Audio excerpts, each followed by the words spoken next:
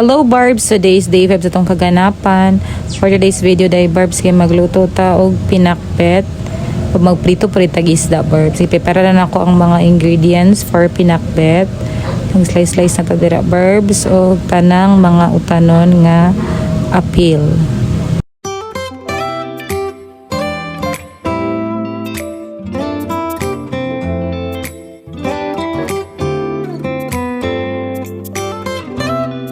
Sa magsagol ko kalabasa Barbs, diligin ako siya panitan og taman kay tuo magud ko nang nasa balat ang sustansya. Ito lang yun siyang tugasan og tarong ang iyang panit Barbs kay para sure ta nga limpyo siya.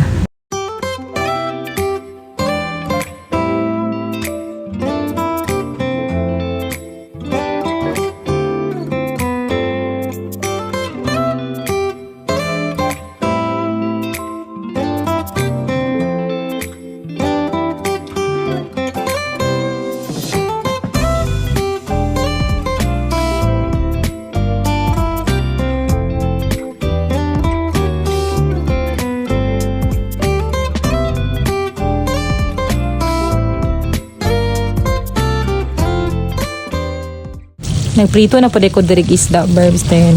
Wala ko kab ilaning isda actually. Basta gingnan ra ko sa tindera nga lami daw to siya nga isda. Ato na pong gitakang dira ang pinakbet Barbs as usual. Panahon ng mga gahi kay dugay malata. Kamatong gitakluban dayon pagkahuman na Barbs kilunod na pud nato tong tanan nga nabilin nga mga utanon. And sa pikas nga bahin Barbs naglungag po ta dira. Then ako gibultuhan og sugnod para very ni gid siya og dali, maluto og dali. Then almost done na siya and zara maniyoto ta Barbs. And pagkahapon Barbs naglungag ta og saging.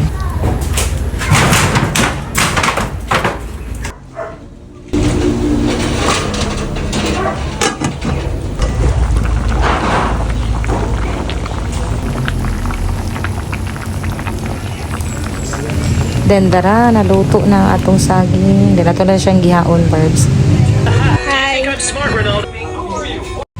Dayon mga ano taog snack Barbs. That's it for today. Thank you so much Barbs for watching. See you sa next vlog. Bye bye. God bless us all. Mwah.